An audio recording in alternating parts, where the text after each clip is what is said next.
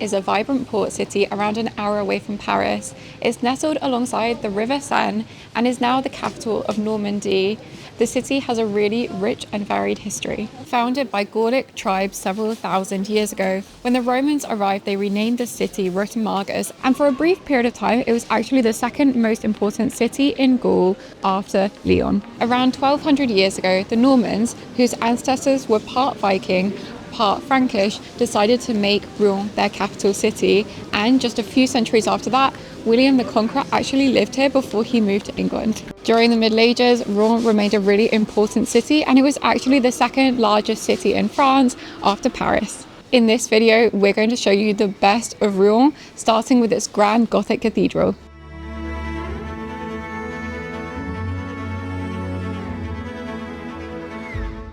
Rouen Cathedral was founded in the 11th century, and its facade is particularly famous for its three asymmetrical towers, all of which are built in a completely different architectural style. Thanks to the addition of a spire in 1876, the cathedral stole the title from Strasbourg as being the tallest building in the world, though it only kept this title for a mere 4 years until Cologne Cathedral was completed.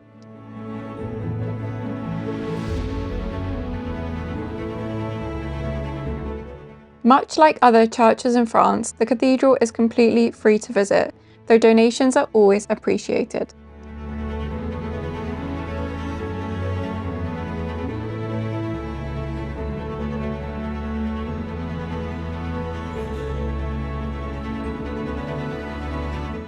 The Gothic building is also now the final resting place of the heart of Richard the Lionheart, and you can see his tomb close to the altar.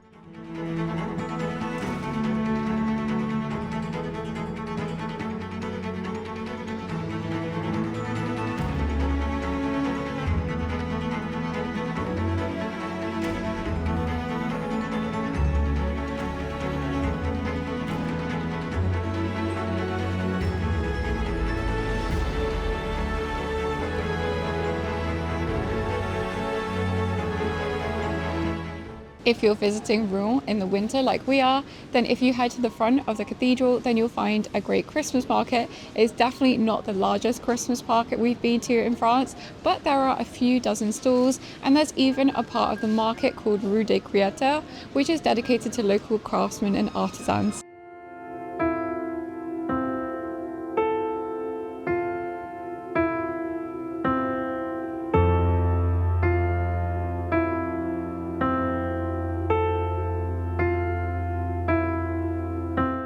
We ended up visiting the market both during the daytime and at night, and this was one of the rare cases where I actually thought the market was more charming and aesthetic during the daytime than in the evening.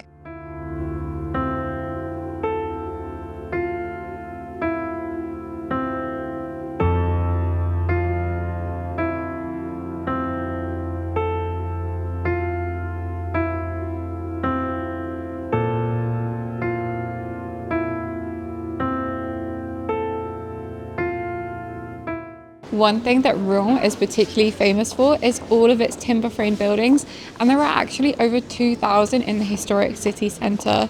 That's because wood was a fairly inexpensive material to build with. Wood would make up the skeleton of the house, and then the rest of the walls would be filled with clay, straw and other cheap materials. And to be honest, it's actually ended up being pretty durable, as lots of the houses date back over 500 years.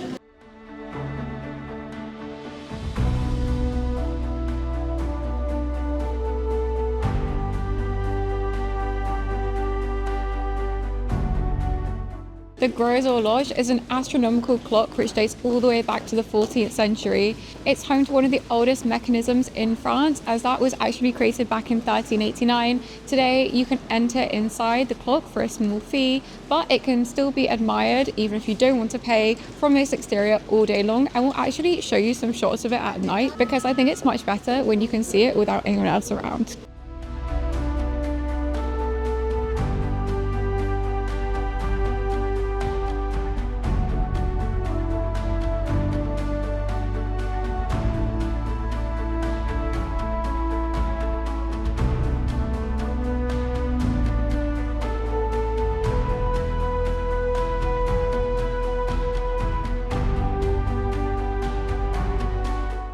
The clock is actually two-faced, meaning that it requires two bells to operate, and apparently it even tells you the phase of the moon on one of the sides, although I have no idea how to actually read that.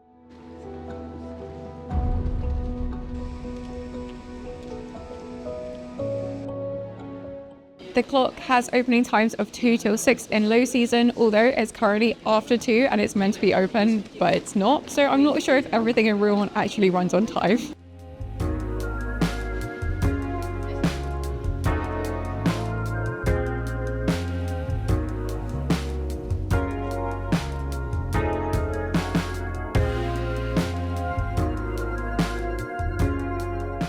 There's no shortage of places to eat and drink in Rouen, and we personally got lunch at a little cafe called Citizen Coffee.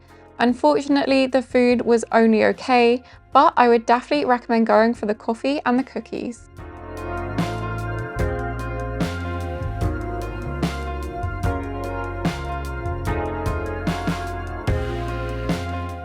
Later on, we also stopped at a creperie called La Régalière for a crepe and a warming cup of tea. It was really cozy inside and I loved the Norman aesthetics.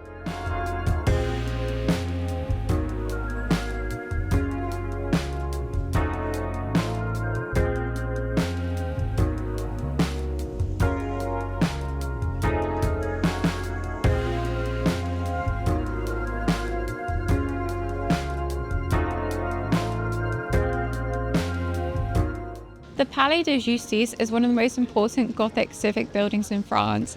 It dates all the way back to the late Middle Ages, and what you see today is quite uniform with lots of gargoyles and chimera surrounding the exterior. But what you might not realise is although these fantastical creatures actually look really old, they were actually only added at the end of the 19th century to make the building appear more uniform. The other interesting thing to note about the building is although you can't go inside or even view the courtyard anymore as it's closed for security measures, one side of the building is completely covered in artillery damage, and that dates all the way back to the Second World War.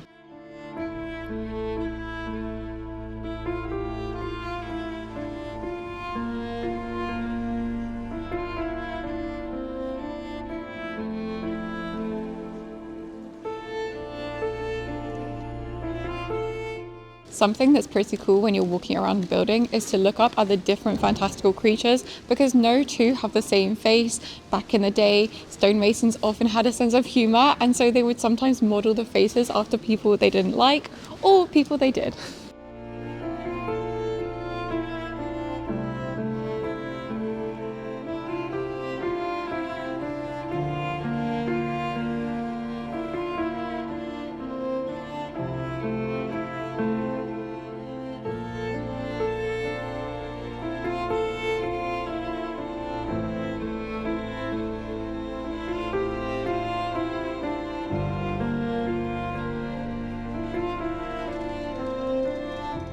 Joan of Arc was a medieval peasant girl who believed that she could hear divine voices from God.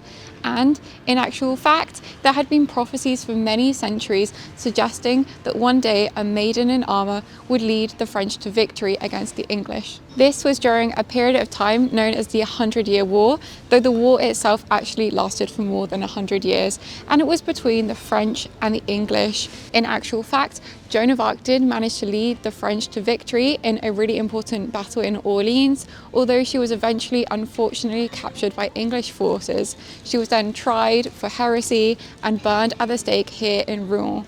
Today, a church here commemorates her, although the church itself has proved to be a bit controversial because a lot of people think it's ugly and not really in keeping with the historic city centre. Let's go in and see for ourselves.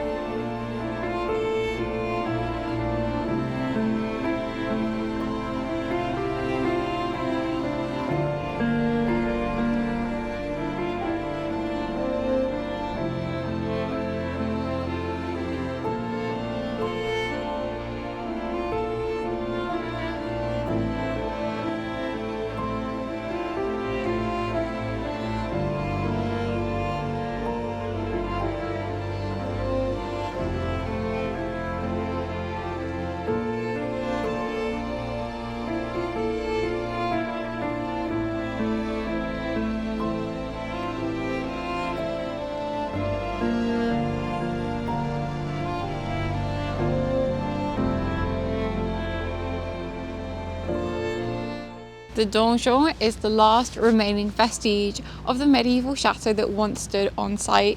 It's actually open to the public, allegedly, because once more we've come here and it's meant to be open, it says it on the sign, and it's closed.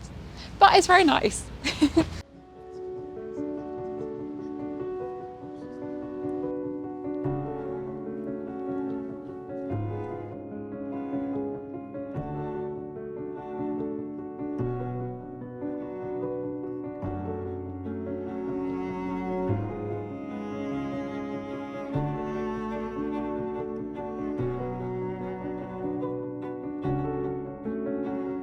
We wanted to show you inside the Abbey Church of Saint-Ouen, but unfortunately once more it's completely closed because it's currently being renovated, but hopefully that means it will be beautiful by the time you get to visit Rouen.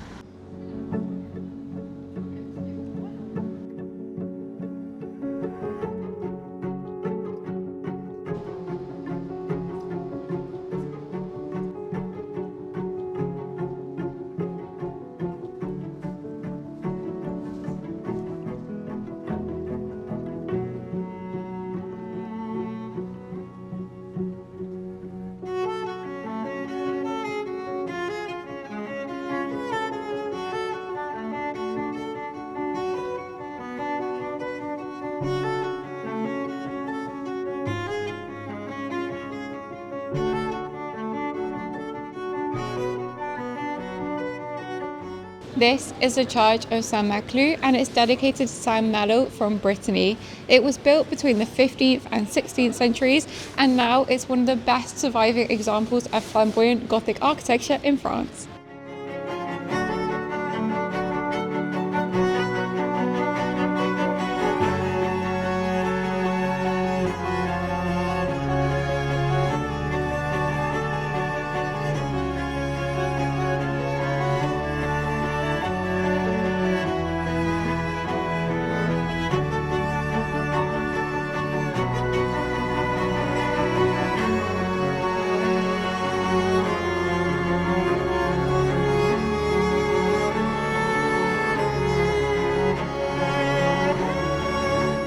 The Aître Saint-Maclou was actually a cemetery in the Middle Ages. Today it's been transformed into a peaceful courtyard where there's also a few craft shops. Cat lovers, look away now. Unfortunately, one of the more macabre things to see in this courtyard is a mummified cat. It was found during renovation works around 50 years ago, and sadly it's not the only one of its kind to be found in France. In fact, in the Middle Ages it was actually quite common to put a live cat in your new building for good luck. And that's not the only macabre aspect of this courtyard. As I mentioned, this was actually a cemetery in the Middle Ages, and today traces of that past can actually be found on the beams surrounding the courtyard where skulls and crossbones are carved out of the wood.